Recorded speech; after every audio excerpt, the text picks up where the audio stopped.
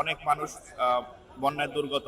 নিজ পজিশন থেকে এগিয়ে আসবেন, পুরো টাকাটাই হচ্ছে আমি বন্যার্তদের জন্য সহায়তা হিসাবে প্রদান করব।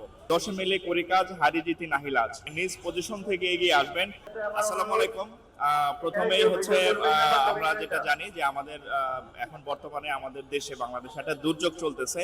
তো সেখানে কুমিল্লা, তারপরে হচ্ছে ফেনী, নোয়াখালী অঞ্চলে অনেক মানুষ বন্যায় দুর্গত।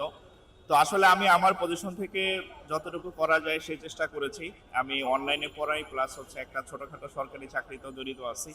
তো আসলে মানে একার পক্ষে তো আসলে মানে এত মানুষকে সহায়তা সম্ভব না। তো এই উদ্দেশ্যে হচ্ছে আমি আমার পেজ এবং অনলাইন প্ল্যাটফর্মে আমি সকলকে আহ্বান জানিয়েছি যে মানে যার যতটুকু সামর্থ্য আছে সেভাবে সহায়তা করার। এবং সেই উদ্দেশ্যে হচ্ছে যে, এবং আমি আর একটা বলছিলাম যে আমার যত পেইড ব্যাচ আছে গত 3-4 দিনে যত স্টুডেন্ট ভর্তি হবে তাদের কোনো পার্সেন্টেজ না, পুরো টাকাটাই হচ্ছে আমি বন্যার্তদের জন্য সহায়তা হিসাবে প্রদান করব। এবং সেই উদ্দেশ্যে মোটামুটি 1.5 লক্ষ টাকার মতো এই পর্যন্ত সংগৃহীত হয়েছে। এবং আমি আজকে এসেছি যে যত দ্রুত সম্ভব এই অর্থটা বন্যা দুর্গতদের কাছে পৌঁছে দেওয়া যায়, সেই উদ্দেশ্যে আজকে আমি টিএসসিতে এসেছি। তো এখানে বন্যা দুর্গত যারা সমন্বয়ক আছে আমি তাদের হাতে এই আমানতটা তুলে দিতে চাই, এই জন্য আজকে এখানে আমার আসা।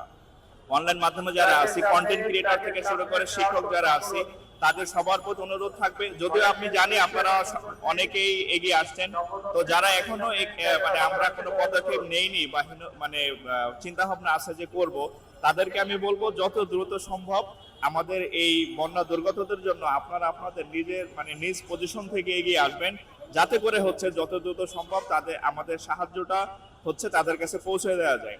আর আরেকটা বিষয় হচ্ছে যে 10 মিলে করি কাজ, হারি জিতি নাহি লাজ।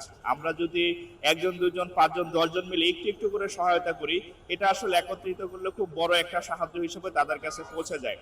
আর আমি যেটা বিশ্বাস করি সেটা হচ্ছে মানুষকে সহায়তা করার সুযোগ সব সময় আসে না, সব সময় পাওয়া যায় না। এক সময় হয়তো আপনার অর্থ হবে বা সামর্থ্য হবে, কিন্তু তখন আপনি মানুষকে সহায়তা করার সুযোগটা আসবে না। সো যেহেতু এখন আমাদের একটা দুর্যোগ চলছে, আমি আমার অবস্থান থেকে মানে সর্বাত্মক আহ্বান করছি যারা মানে প্রত্যেকে যে যার পজিশন থেকে অনলাইন অফলাইন যেভাবে হোক মানুষকে বন্যা দুর্গতদের সাহায্যের জন্য এগিয়ে আসবেন, এটা হচ্ছে আমার অনুরোধ।